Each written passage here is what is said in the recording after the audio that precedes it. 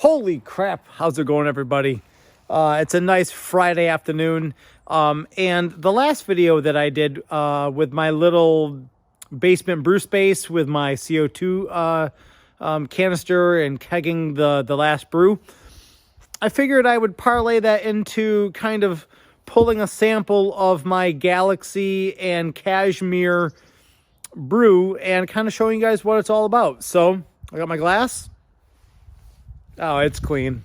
So let's go pull a little sample of this and see what it's all about. I do a line of beers. I say a line of beer. Very similar sort of base grist with varying levels of like Flaked Oats and Flaked Wheat in a different hop schedule. This one just happened to call for Galaxy and Cashmere, and this is really one of the first beers I really started to incorporate like a steeping process. This one just happened to be at 180 degrees. Let me pull a beer real quick. Pulling it, and then I'll get out into the sunlight and show you guys what this thing looks like. Look at this thing. Look at that.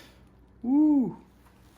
So, really my first time brewing with Cashmere, really my first time kind of concocting my own recipe with a steeping process. Some people want to call it a whirlpool. I don't really have a pump or a whirlpool to circulate, you know what I mean, in my sort of brew kettle. So I have to steep. I'm going to try to set this camera up so that I can talk to you guys. That doesn't look terrible. All right, so let's take a look at, I'm going to preliminarily call it Cashmere Wallpaper.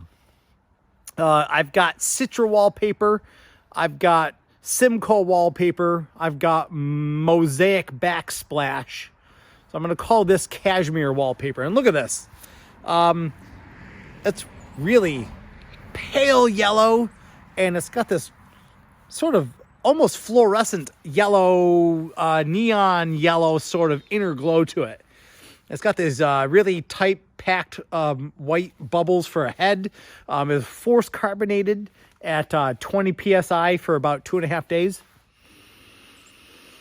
Oh, and it's got this really clean sort of orange, deep orange sort of smell to it, aroma. Oh man,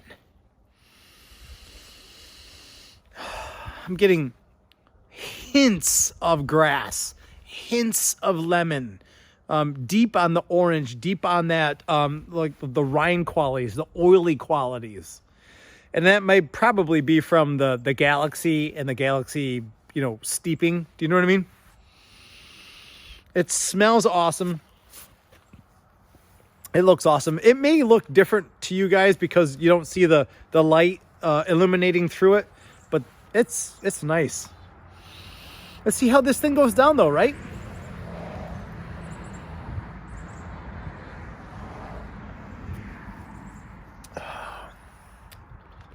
Absolutely. It's a very well-rounded sort of citrus nature to the beer. I'd say orange and tangerines are readily apparent, but it doesn't just, it's not just the aroma and the first offerings of the flavor. It's a full wash through, which is something new for me being a home brewer. It's a full wash through of effect to those flavors. I get a little bit more of the lemon on the back end in the flavor.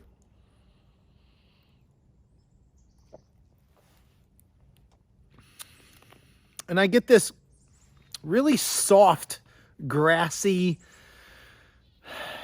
herbally note at the end. And it's almost as if I get a hint, like a suggestion of like a vanilla sweetness in the very, very late stages of this. And I don't know why neither one of the components to this beer really should be giving you that that sort of flavor profile.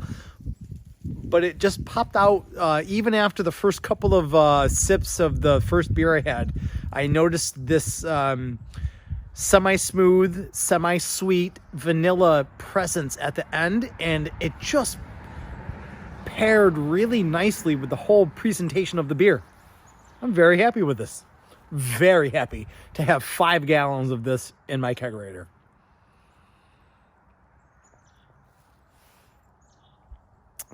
Absolutely. I think this clocks in at like 6.17%. I was really happy with that. I think that's a nice little ABV. This does not drink like a almost 6.2er. This drinks like a mid 5s. It's light.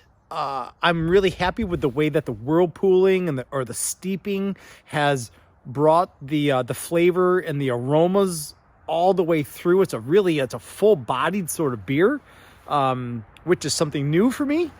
Started using these Camden tablets. This is the first beer with the Camden tablet treatment, and there is no weird off flavors. There's no chlorine. There's no chloride sort of flavors.